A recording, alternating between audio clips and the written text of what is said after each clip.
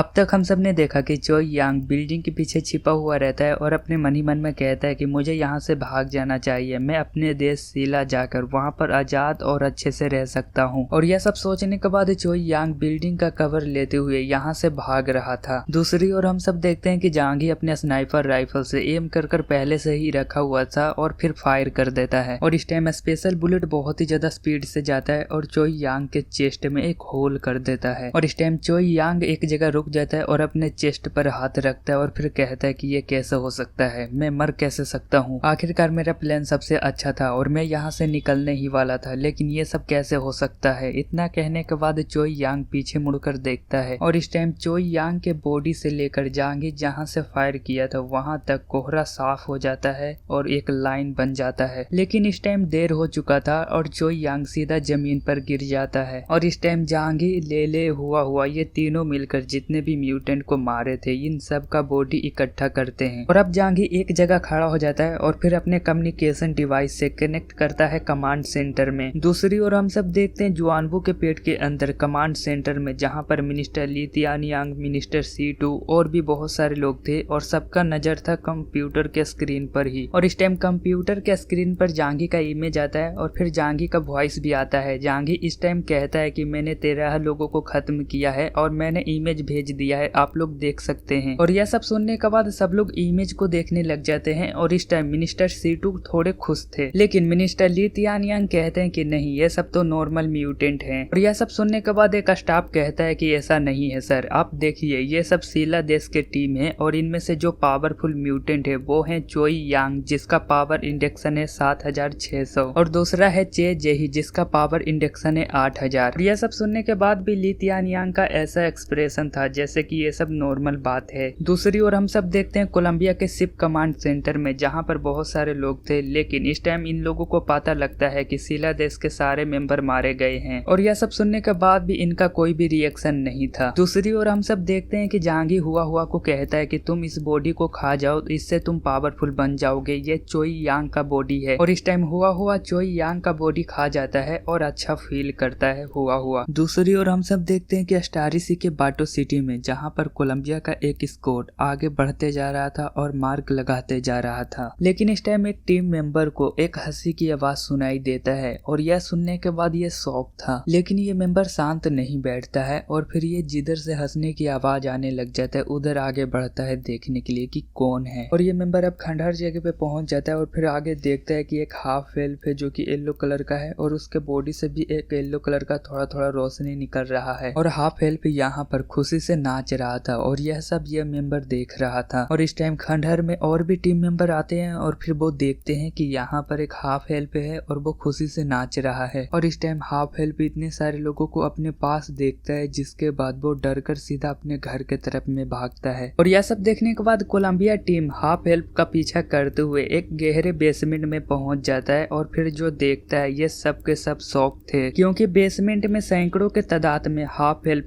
थे और इनके बॉडी से येलो कलर का रोशनी निकल रहा था और ये सब नाच रहे थे, खेल रहे थे आराम से। कोलंबिया टीम इस टाइम इतने सारे हाफ एल्फ को देखता है और फिर कहता है कि कहीं हम सब स्वर्ग में तो नहीं आ गए। इस टाइम कोलंबिया टीम का एक मेंबर यह सब के बारे में रिपोर्ट करने के लिए वो अपना मोबाइल निकालता है और फिर लाइव कर देता है। दूसरी ओर हम सब देखते हैं कोलंबिया का शिप सेंटर में जहाँ पर हाफ एल्फ का पूरा वीडियो लाइव चल रहा था और यह सब देखने के बाद मेजर कहता है कि सच में इतने सारे मैजिकल क्रिएचर, लेकिन पास में ही जॉन कार्डलेस था। और यह सब देखने के बाद और यह सब सुनने के बाद वो फिर कहता है कि अरे नहीं, ये सब तो चूहे हैं चूहे। और इस टाइम वीडियो लाइव चलता रहा। दूसरी ओर हम सब देखते हैं कि बेसमेंट के अंधेरे से एक बहुत ही बड़ा जाइंट बीस्ट बाहर आता है और यह सब देखने के बाद कोलंबिया टीम यहाँ पर बहुत ही ज्यादा शॉक था, लेकिन इसी टाइम पर जाइंट बीस्ट हमला कर देता है और एक बंदे को आधा चबा जाता है। और यह सब नजारे देखने के बाद कोलंबिया टीम का कैप्टन कहता है कि शूट करो, जल्दी से खत्म करो। और यह सुनने के बाद सब लोग गोली चलाने लग जाते हैं, लेकिन जाइंट बीस्ट पर कोई भी असर गोलियों का नहीं हो रहा था। लेकिन इस टाइम जाइंट बीस्ट आधा से ज्यादा लोगों को खत्म कर देता है और इस टाइम सैकड़ों के तादाद में हाफ एल्फ थे, ये सब के सब इंसानों के बॉडी को खाने लग जाते हैं कुटुर कर। दूसरी ओर कोलंबिया शिप कमांड सेंटर में सब लोग बहुत ही ज्यादा शॉक थे कि इतना खतरनाक क्रिएचर इस जगह पर था। दूसरी ओर हम सब देखते हैं कि जहांगीर पहले वाले लोकेशन को चेंज कर अब दूसरे लोकेशन पे आ चुका था और इस टाइम जहांगीर को एक बिल्डिंग दिखता है और अब जहांगीर बिल्डिंग बिल्डिंग के ऊपर आ जाता है और फिर अपना स्नाइपर राइफल सेट करने लग जाता है। और अब कुछ घंटे बीत चुके थे और इस टाइम लेले भौंक कर कहता है कि बॉस नॉर्थ के दिशा में देखो 5 किलोमीटर दूर है और 10 से ज्यादा लोग आ रहे हैं। और यह सब सुनने के बाद जहांगीर अपना स्नाइपर राइफल से सीधा एम करने लग जाता है और अपना माइंड रियल एबिलिटी का भी यूज करता है। और अब जहांगीर उन लोगों का आने का वेट कर रहा था क्योंकि जहांगीर का माइंड रियल एबिलिटी 3000 मीटर तक ही काम करता है। दूसरी ओर हम सब देखते हैं मार्ले देश का एक टीम जिनमें बहुत सारे लोग थे और एक सबसे ज्यादा पावरफुल था और उसका नाम था सावेद्रा। और ये सब आगे बढ़ते जा रहे थे कोहरे में। और इस टाइम सावेद्रा कहता है कि देखो सीला देश के सारे म्यूटेंट मारे गए, हम सब फाइट बिल्कुल भी नहीं करेंगे, हमें तो बस कोलंबिया के गुड बुक में आना है, अगर गोड सोर्स मिलता है तो भी, नहीं मिलता है तो हम सब वापस लौट जाएंगे। यह सब सुनने के बाद मार्ले टीम का एक मेंबर जिसका नाम है एल्बर्ट ये कहता है कि कैप्टन ये बहुत ही अजीब है कि सीला देश के सारे म्यूटेंट मारे गए, आपको क्या लगता है कि कौन ऐसा कर सकता है? और यह सुनने के बाद सावेद्रा कहता है कि यह किसी अपने का ही काम है, मुझे तो ऐसा लगता है कि नियोन और सीला का नहीं बनता है, तो हो सकता है कि नियोन वालों ने सीला को खत्म कर दिया है। लेकिन बात खत्म होता ही है कि एल्बर्ट का सर फट जाता है। देखते ही देखते यहाँ पर 2 लोगों को और गोली लगता है और फिर वो गिर जाते हैं। और यह सब देखने के बाद सावेद्रा अपने मन ही मन में कहता है कि यह बहुत ही ज्यादा खतरनाक स्नाइपर है, लेकिन मुझे पता है कि तुम वही हो जिसने सीला देश के सारे म्यूटेंट को खत्म किए हो। और यह सब सोचने के बाद सावेद्रा कहता है कि उसे पकड़ो। और इतना सुनते ही 2 म्यूटेंट बहुत ही ज्यादा स्पीड से जहांगीर की तरफ में बढ़ता है। और इस टाइम एक म्यूटेंट अपने हाथों में स्नाइपर राइफल लेकर सीधा एम कर रहा था जहांगीर पर। दूसरी ओर हम सब देखते हैं कि जहांगीर तीनों को देख लेता है और फिर कहता है कि तुम सब इतना ओपन में रहकर तुम सब मुझ पर हमला करोगे? इतना कहने के बाद जहांगीर 3 फायर कर देता है। और इस टाइम 2 म्यूटेंट जो कि जहांगीर को पकड़ने के लिए आ रहे थे लेकिन इस टाइम वो रास्ते में ही फट जाते हैं। और तीसरा स्नाइपर था और स्नाइपर का तो सर ही फट जाता है। लेकिन इसी टाइम एक बुलेट आता है और सावेद्रा के चेस्ट में होल करते हुए बुलेट आगे निकल जाता है। और यह सब देखने के बाद सावेद्रा कहता है कि तुम बहुत ही हाई लेवल के स्नाइपर हो, लेकिन मुझ पर यह सब काम नहीं करता। लेकिन स्नाइपर तेरा आज लक खराब है जो तू मुझसे भिड़ गया। इतना कहने के बाद सावेद्रा का पूरा शरीर स्मोक बनकर कोहरे में गायब हो जाता है। दूसरी ओर हम सब देखते हैं कि जहांगीर अपने स्नाइपर राइफल को पकड़े हुए था और इस टाइम कहता है कि वो तो स्मोक बनकर गायब हो गया है और अब ये म्यूटेंट किधर से भी आकर मुझ पर अटैक कर सकता है, तो बेहतर होगा कि मैं इसके मेंबर्स को निपटाकर यहाँ से निकल जाऊंगा। और यह सब कहने के बाद जहांगीर अपने स्नाइपर राइफल से एम करने लग जाता है। और अब जहांगीर टारगेट को लॉक करता है और फिर 3 फायर कर देता है। और इस टाइम मार्ले टीम के 3 मेंबर को यहाँ पर बुलेट आकर लगता है और ये सब यहीं पर खत्म हो जाते हैं। और इस टाइम सावेद्रा अपने मेंबर्स को मरता हुआ देखता है और फिर सामने आकर कहता है कि अब तू मरने वाला है स्नाइपर, तुमने मेरे बहुत सारे लोगों को खत्म कर दिया है। इतना कहता ही है कि सैकड़ों सोल्जर स्मोक से बन जाते हैं और सभी के हाथों में गन था।